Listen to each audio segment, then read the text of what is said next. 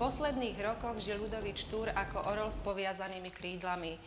Bol pod stálym policajným dozorom, na každú cestu potreboval osobitné povolenie a nesmel sa verejne stretávať s občanmi. Rozptýlenie v smutných dňoch nachádzal v polovačke v okolí Modry. Žiaľ, práve táto osobná záľuba sa mu stala osudnou. 22. decembra roku 1855 na mieste, ktoré sa nazýva Šnaudy, sa stalo, že puška, ktorú niesol zavesenú na pleci,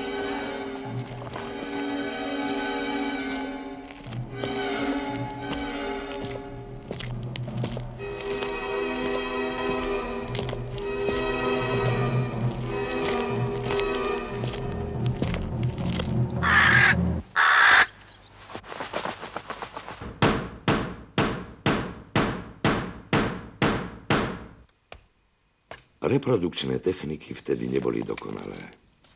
Podobu ľudí treba domýšľať. Rukopisy blednú. Optika plynúceho času sa zahamlieva. Ako to vraví súčasný autor? Naša národná pamäť je súhrn pocitov, nie výsledok poznania.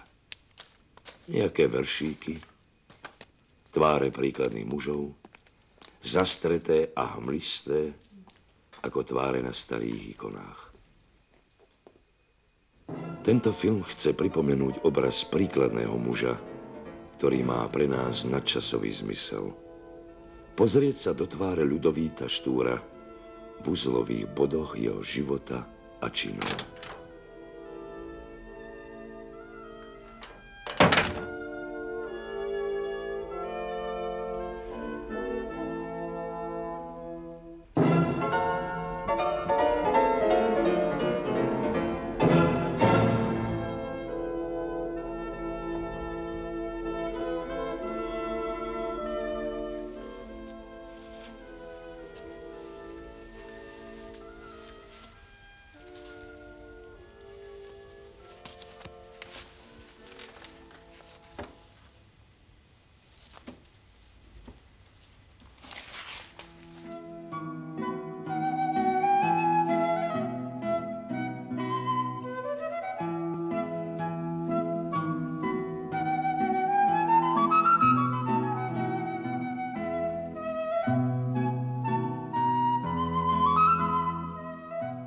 V Uhrovci, nedaleko Štúrovho rodného domu, opravujú renesančný kaštieľ, dlhoročné sídlo šľachtickej rodiny Zajovcov. Kedysi panoval v týchto priestoroch čulý spoločenský ruch. Aj v lete 1834, keď v mysli mladého Štúra dozrelo vážne rozhodnutie, sa tu hrávalo divadlo, usporadúvali koncerty a večierky.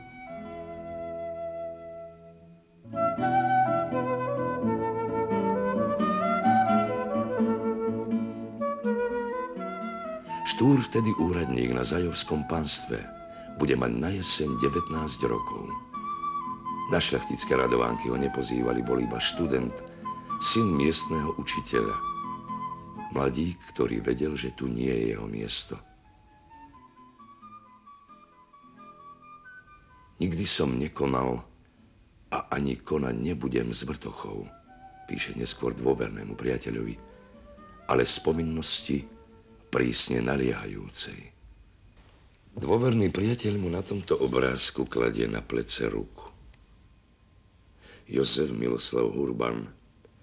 Výjav je z marca 1849 a všimnite si Štúra.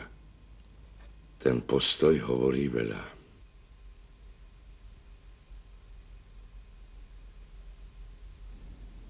Bol vysokej kostnatej postavy s cholerickým výrazom tváre.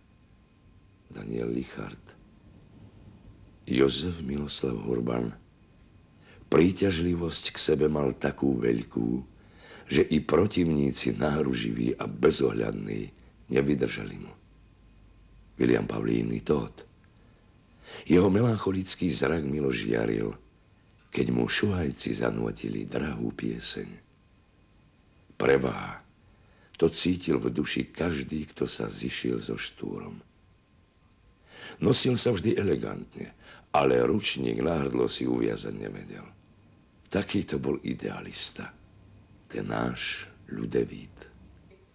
Indiskrétny Hurban s Ľudovítom si boli najbližší.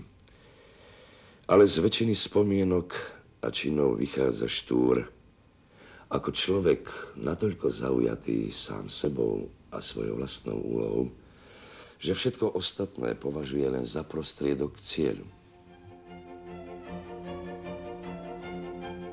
Mne nikdy neprišlo na zdať sa raz predsavzatých zámerov. Píše Štúr takmer mimochodom staršiemu bratovi Karolovi. Zaujatý vlastnou úlohou je aj v septembri 1834, keď sa po polhoročnom pobyte na Zajomskom panstve vracia do Bratislavy pokračovať v štúdiách. Od rodičov podporu nechce, pokúsi sa uživiť sám. V budove lícea, kde ako žiak a neskôr zástupca profesora Palkoviča strávil 12 rokov, je dnes knižnica oddelenie starých tlačí.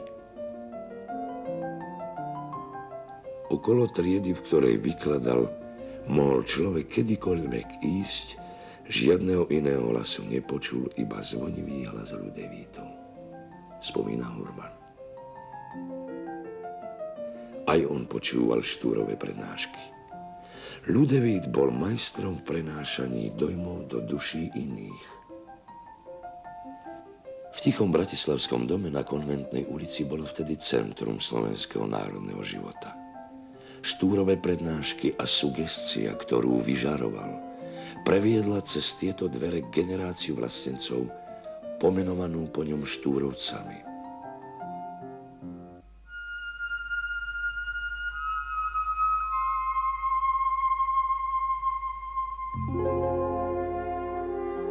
Devín, milý Devín, hrade osirelý, povieš ženám, kedy tvoje hradby stáli. Píše Štúr niekedy na jar 1836. Báseň o Devíne pripravoval na pamätný výlet v nedeľu 24. apríla. Slnce vychádzalo z jasna, keď sme sa približovali k hradbám osamelého Devína a zdalo sa nám, že vychádza nový deň Slovenska. Spomína neskôr. Vrelý cit lásky k neznámej, ale z hlbín duše ctenej minulosti slovenského národa zaplavili bytnosť našu.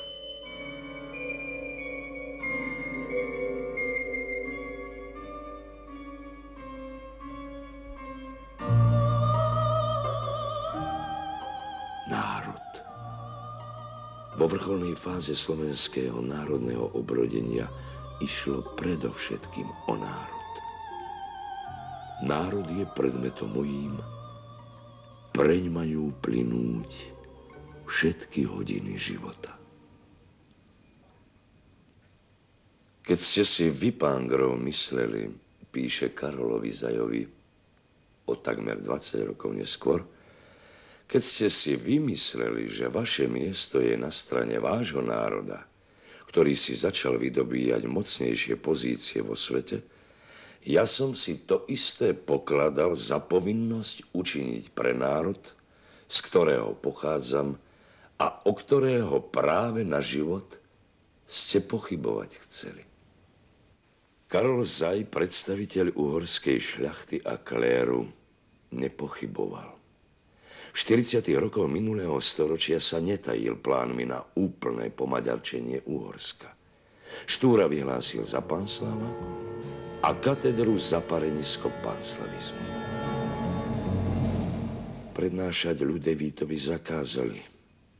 Mládež od neho odtrhli. 3 dni ani z bytu nevychodil. Ako ho to zrazilo. Čítame v spomienkách najmladšieho Štúrovho brata Janka.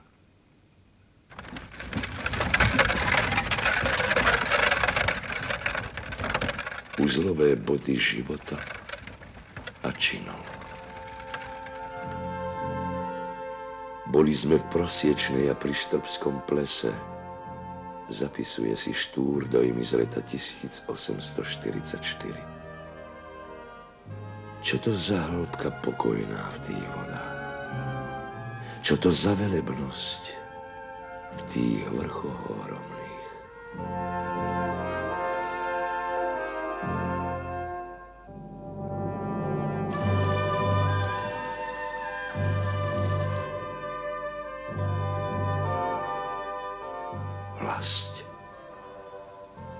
To je zem so všetkým, čo je na povrchnosti jej, s vrchmi, rovinami, horami a poľom, potokmi, riekami a jazerami. Obydlená ľudom toho istého jazyka, jedných obyčajov, mravov a zákonov.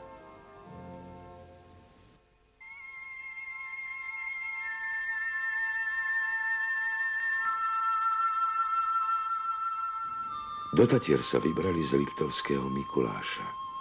V lete 1844 tu spolu s Hurbanom, Hodžom a ďalšími národovcami založili Tatrín spolok pre vydávanie kníh k vzdelávaniu národa smerujúcich.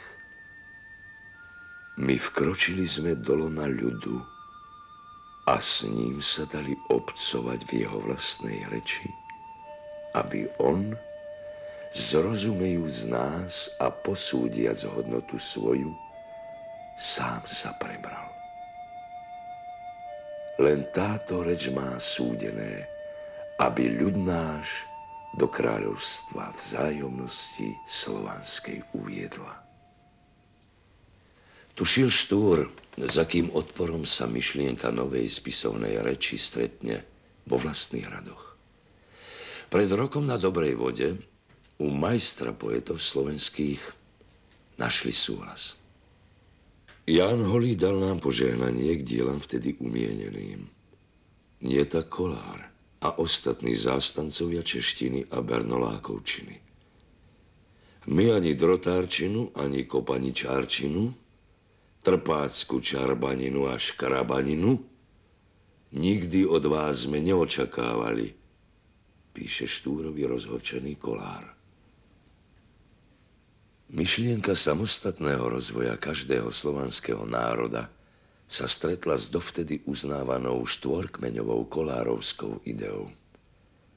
Aj v tomto spore, ktorého riešenie v zvrchovanej miere prispelo ku konštituovaniu Slovákov v novodobý národ, osvedčil Štúr schopnosť nevzdať sa raz predsavzatých zámerov. Odpísal mi Kolár v hroznom a hrmiacom tóne, oznamuje Samovi Hroboňovi.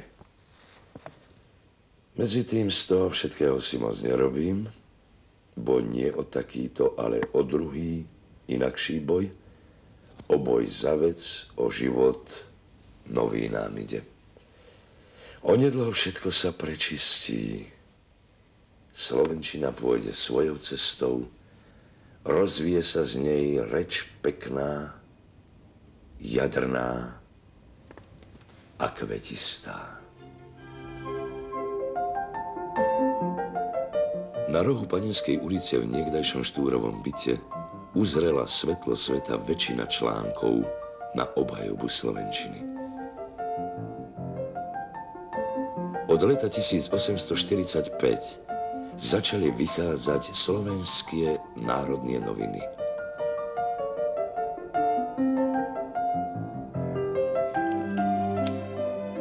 Všetci, ktorým na srdci leží národ náš, píše správca a vydavateľ novín v úvodníku prvého čísla, schádzať a radiť sa tu budeme. Vo svojich novinách Štúr prejavil talent dobrého redaktora, pohotového novinára a publicistu. Mám ti a brat môj biedy, píše Ctiborovi Zochovi. Dopisy prichodia pre reč strašlivé, pre smer novín nenávistné, pľuhavé.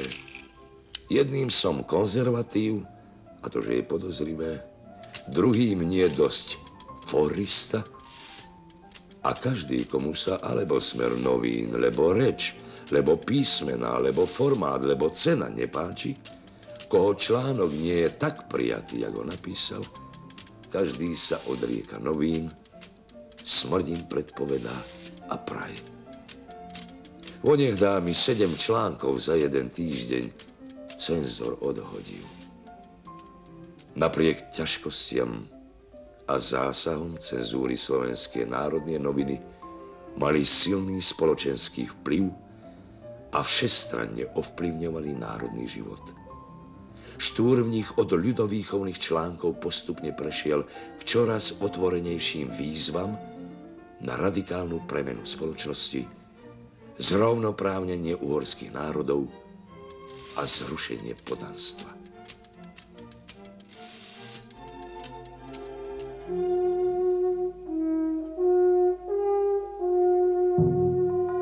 Hovorí sa, že u nás slobody dosť. Áno, dosť. Báž mnoho je tej zemianskej slobody. No ľudskej, opravdovej slobody veľmi, veľmi málo, vyhlasuje Štúr na uhorskom sneme. Svätá več človečenstva nás k tomu vyzýva, aby sme zásadu oslobodenia ľudu raz už vyslovili. V októbri 1847 sa stal poslancom slobodného kráľovského mesta Zvolen. Viem, ako sa hlasne pripravovával k rečneniu, spomína Janko Štúr. V priestoroch dnešnej univerzitnej knižnice vládlo vtedy napäté politické ovzdušie. Štúr, ohnivý rečník, obdarený schopnosťou presvedčivej argumentácie, vystupoval proti zemianstvu za zrušenie poddanských povinností, za právo na národný jazyk.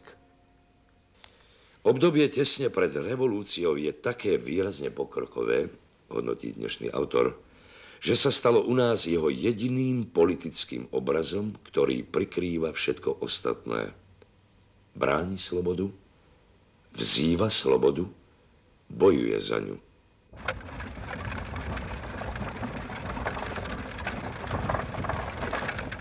Z Bratislavy bývali mu milé výlety na Hlboké a kedykoľvek prihlásil sa k návšteve, nikdy nezabudol dodať, aby som zaopatril 2 kone k výjazdom, spomína po rokoch Urban.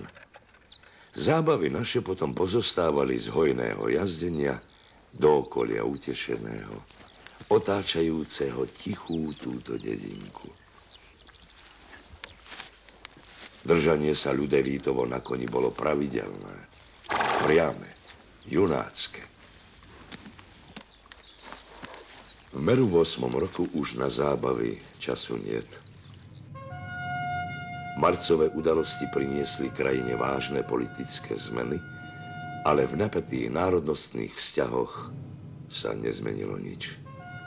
Maďarská revolučná vláda nebola ochotná priznať Slovákom ani základné národné práva. 9. mája prichádza Štúr do Liptovského Mikuláša, aby viedol schôdzu, na ktorej slovenskí národovci sformulovali a vyhlásili žiadosti slovenského národa. Slovenský národ zabúda na stáročia krivdy a všetky národy Uhorska k rovnosti a bratinstvu prevoláva. V Ondrašovských kúpeľoch, neďaleko dnešnej Mikulášskej stanice, verejne zazneli požiadavky na riešenie najvážnejších národnostných a sociálnych problémov. V žiadostiach bola zakotvená väčšina Štúrových návrhov prednesených na uhorskom sneme. Dovoľte národom, aby boli slobodné. To bude pýcha ľudstva. To prinesie aj hmotný osoch všetkým. A to o mnoho väčší, než má teraz hoci ktorý národ z druhého utláčaného národa. Nedovolili.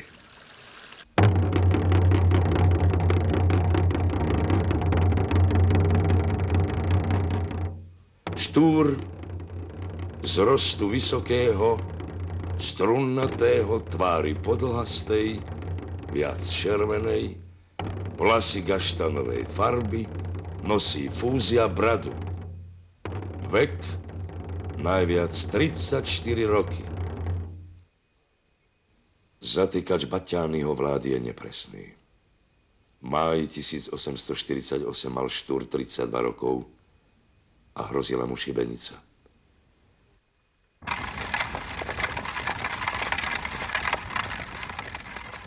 Kto vyššie zmienených boričov lapí a prislúchajúcej vrchnosti odovzdá, dostane odplatu 100 zlatých v striebre. Uzlové body života a činu. Čo hľadať v Štúrovej tvári, keď udalosti dostali neodvolateľný spád? Mne nikdy neprišlo na vzdať sa raz predsavzatých zámerov. V najbližších týždňoch a mesiacoch ešte odhodlanie. Veď revolúcia iba začína.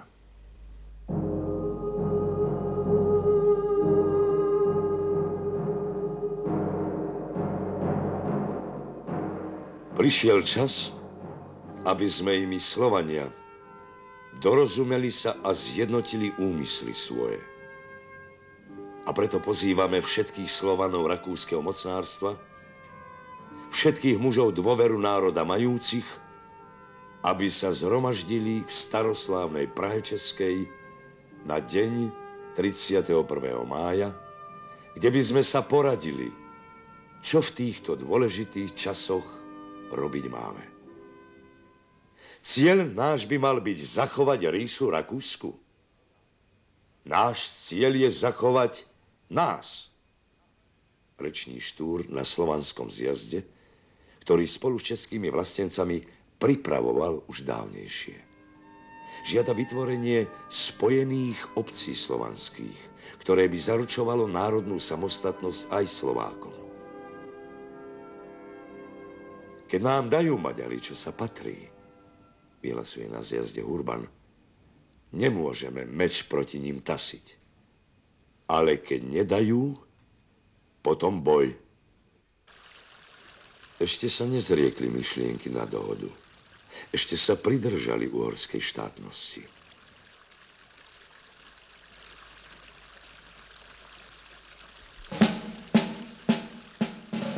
Ale maďarská vláda odpovedá štatáriom a stavaním šibeníc. Nádeje vkladané do slovanského zjazdu sa rozplynuli. Po porážke pražského povstania, keď na barikádach zakúsili chuť bojov, sa ocitli takmer bez východiska. Keďže každý chcel to isté, lenže pre seba, museli sa cesty rozdeliť, vraví dnešný autor. Jednotlivé národné záujmy narazili na seba prudko, až zhrmelo. Až zhrmelo z pušiek i z kanónov.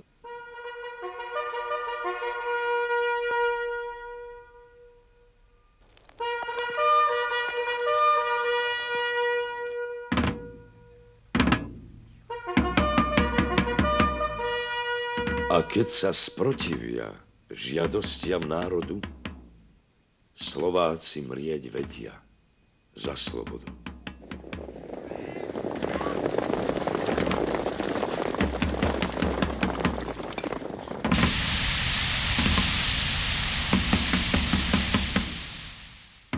Bojovníci, za tými vrškami tam leží Slovensko. Rodina naša, národ ubiedený, všetkej samostatnosti pozbavený. My nesieme životy svoje za jeho život.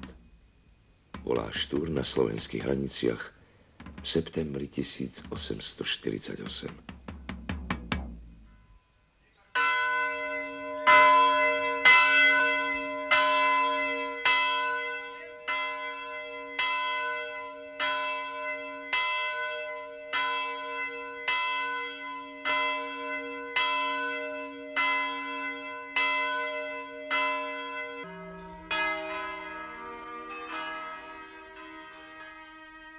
Vidím v duchu Ľudevíta, brata na bielom koni s pištoľami po boku a s opásanou šabľou, na klobúku čiernom biele pero.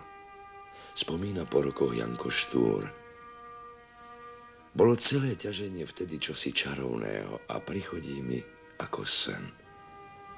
Na ľavej strane váhu boli sme my, na pravej proti nám garda. Tak sme strieľali jedni na druhých. Mal človek zvláštny pocit, keď začul, ako sa guľka do stromu vrezala.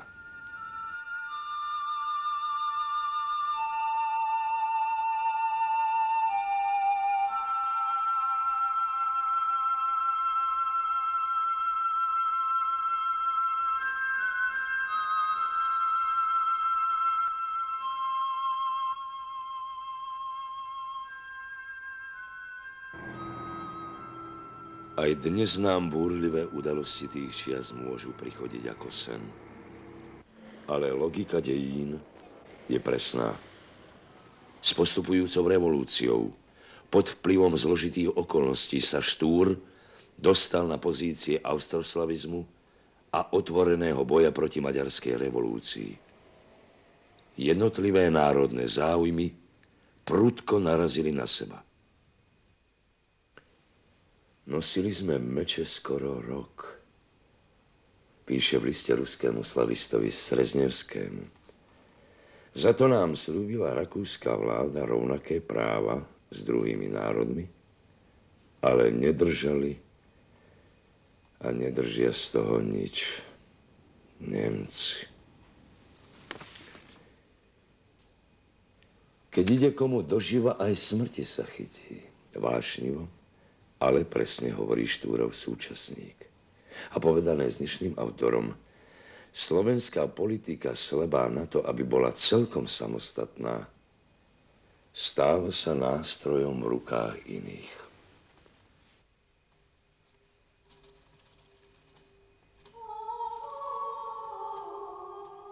Uzlové body života a činov.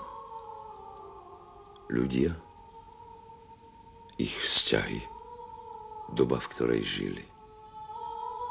Možno všetko pochopiť a vystihnúť tak, že zrátame, čo vykonali?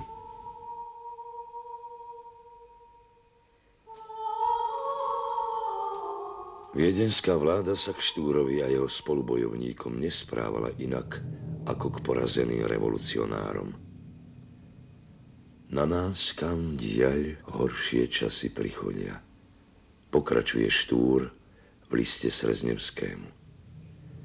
Muži slovenskí od vlády sú odstrčení, potupení, prenasledovaní.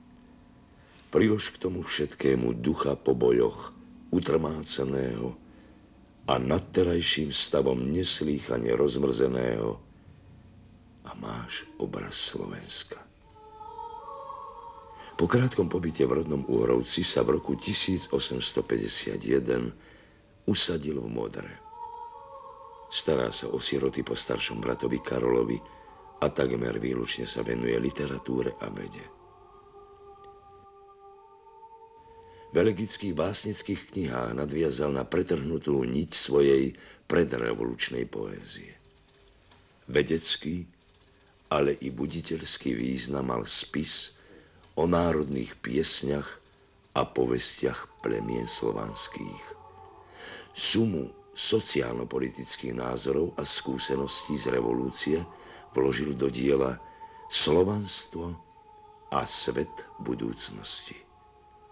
Priam jasnozrivo predpovedal rozpad galvanizovanej múmie rakúskej, ktorá sa musí pominúť. V auguste 1853 mu umiera matka. Po toľkých ranách a udereniach osudu je veru Ľudevít hodne nalomený, mysli a duchu svojom. Poznamenáva si Hurban. Práve dostal od Štúra list. Udali ma žandarmérii, že čo tu Modre robím, či tu mám dovolenie bývať, či mám dovolenie bratové deti vychovávať, kde som bol v lete, či mám pas. Do smutných dní žitia môjho padneš ešte slnka blesk, či naveky ma obsadnul už len smútok, žravý stesk.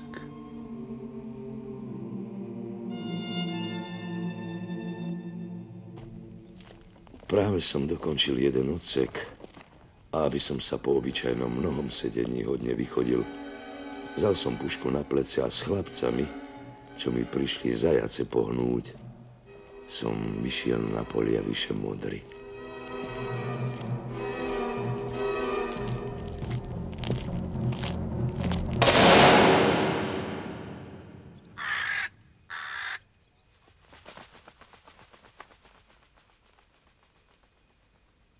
dní pred Vianocami 1855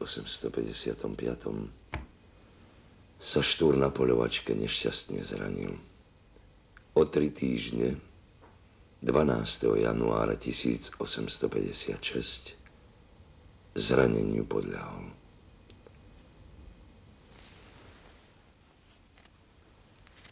Ľudevít zomrel práve v čase, keď veľké veci vykonal. To je pekná smrť, hovorieval, keď padá hrdina v mladom veku. Prv než svet môže vidieť jeho mdlobu. Dôverný priateľ Jozef Miloslav Hurban je indiskrétny posledný raz.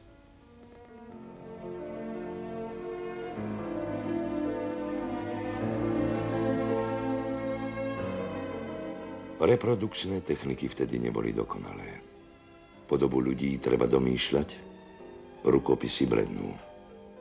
Optika plynúceho času sa zahmlieva. Ľudia, ich vzťahy, doba, v ktorej žili. Možno všetko pochopiť, keď zrátame, čo vykonali? Štúrov život sa končí v skepse a zdanlivej beznádeji. Ale uprostred najchmúrnejších dní píše aj tieto verše. Lež nie nadlho nádeje sú zbité. Hviezda sa naša zase zaligotá. Zasvitnú dni hmlou nám ešte zakryté. Stratí sa, čo nám v ceste stojí, psota. Dielo Ľudovita Štúra a jeho účinkovanie v slovenských dejinách vyrastá zo svojej doby, ale prečnieva až k nám. Štúr je začiatok nielen v jazykovom a literárnom, ale aj v sociálnom, ekonomickom a politickom zmysle, hovorí Vladimír Mináč. Majstra chváli dielo. Emancipácia moderných národov je dielo, ktoré odklína nové mohutné sily civilizácie. Je to dielo pokrokové.